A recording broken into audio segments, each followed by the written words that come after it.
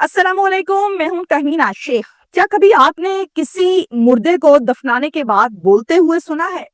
ख्वाब में नहीं, काले जादू में नहीं, हकीकत में। जिस इंसान को आप अपने हाथों से दफना कर आए हैं, उसे बोलते हुए देखना सुनना कैसा होगा? क्या ये पॉसिबल है? कराची का ये हैरानकुन वाकया है जहां एक औरत का कत्ल हो जाता है। मकतूला का शौहर, मकतूला के भाई, मकतूला के बच्चे सब मिलकर इस औरत को दफना आते हैं। दफनाने के ठीक 2 दिन के बाद शौहर थाने आता है और कहता है कि मेरी मेरी बीवी के साथ फोन पर बात हुई है। पुलिस इसकी बात का यकीन नहीं करती और इसे ये कहती है कि 2 दिन पहले तो तुम्हारी बीवी कत्ल हुई, तुमने शनाख्त की, तुमने दफनाया, अब ये कैसे पॉसिबल है कि उसकी कॉल आ गई है तुम्हें? शौहर पुलिस को वो कॉल रिकॉर्डिंग सुनाता है जो उसकी बीवी के साथ फोन पर बात हुई थी, उस कॉल की रिकॉर्डिंग। पुलिस सुनकर हैरान हो जाती है, बल्कि चकरा जाती है कि ये कॉल रिकॉर्डिंग भी है और ये कैसे मुमकिन है? अगर बीवी जिंदा है तो फिर वो औरत कौन थी जो 2 दिन पहले कत्ल हुई? खानदान वाले अपने हाथों से दफना के आए हैं, फिर ये मामला कैसे हो सकता है? तफसीलात की जानिब चलते हैं। कराची का ये अफसोसनाक वाकया है और कराची का जो पुलिस स्टेशन है जहां पर ये वाकया पेश आया है उसका नाम है तैमूरिया। मींस के तैमूरिया पुलिस स्टेशन की हदूद में एक अफसोसनाक वाकया पेश आया है जहां पर रहती है एक फैमिली और इस फैमिली में जो अकरम है वो शौहर हैं, सरबरा हैं और इनकी वाइफ का नाम है राबिया। राबिया जो है वो यंग है, 30 साल की है। अल्लाह ताला ने अकरम और राबिया को 5 बच्चे अता फरमाए हैं, जिनमें से 2 बेटे हैं और 3 बेटियां हैं। 22 अक्टूबर को राबिया घर पर अपने बच्चों को ये बताकर बाहर जाती है कि मेरे सर में बहुत ज्यादा दर्द हो रहा है बच्चों, मैं बाहर जा रही हूँ दम करवाने के लिए, दम करवा के वापस आऊंगी, आप लोगों ने आपस में लड़ना नहीं है। अब शौहर जो है वो जाहिर है दिन का टाइम है, काम पर गया हुआ है, बड़ा बेटा काम पर गया हुआ है, घर पर मौजूद है बच्चे और छोटा बेटा। तो इनको जाते हुए वो ये बता के चले जाती है।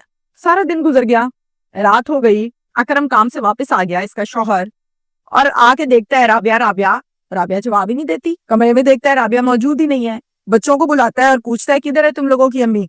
बच्चे बताते हैं कि अम्मी दोपहर को 1 बजे घर से गई थी, ये कहकर के मेरे सर में बहुत ज्यादा दर्द हो रही है, मैं दम करवाने जा रही हूँ और दम करवा के वापस आती हूँ।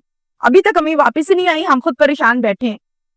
अकरम हर तरफ अपनी बीवी को ढूंढता है अंदर बाहर मोहल्ले में, मगर कोई अता पता नहीं लगता। तको दो मेहनत के बाद ये शख्स तैमूरिया पुलिस स्टेशन चला जाता है जो उनके घर के बिल्कुल पास है।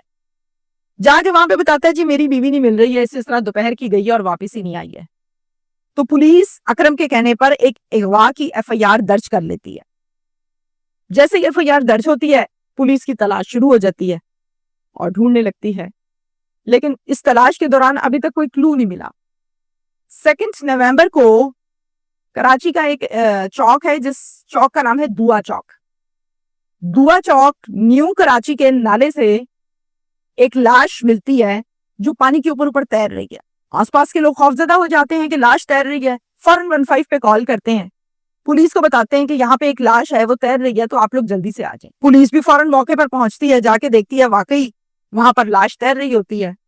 रेस्क्यू 1112 को कॉल करती है, अमला बुलाती है, उनके साथ मिलकर ऑपरेशन करती है और उस लाश को नाले से निकाल लेती है। सबसे पहले कहीं से भी कोई भी लाश मिले तो पुलिस क्या करती है, उसका फौरन सबसे पहले लेती है पोस्टमार्टम, करवाती है पोस्टमार्टम, फिंगरप्रिंट्स और रिक्वायरमेंट्स जो होती हैं पुलिस भेज देती है जी पोस्टमार्टम के लिए इस लाश को हॉस्पिटल। ये हम बात कर रहे हैं 2 नवंबर की, जब लाश को नाले से निकाला। अब मैं बात कर रही हूँ 3 नवंबर की। 3 नवंबर को पुलिस अकरम को कॉल करती है, चूंकि अकरम उदई है और अकरम ने एक पर्चा कटवा रखा है अपनी बीवी की अगवा का। बुलाकर कहती है कि हमें एक लाश मिली है नाले से, आप थाने आए, आके इस लाश की शनाख्त कीजिए कि कहीं आपकी बीवी की लाश तो नहीं। अकरम अपनी बीवी के भाइयों को फौरन कॉल करता है। सलीम नाम है भाइयों का, यानी अकरम के सालों का।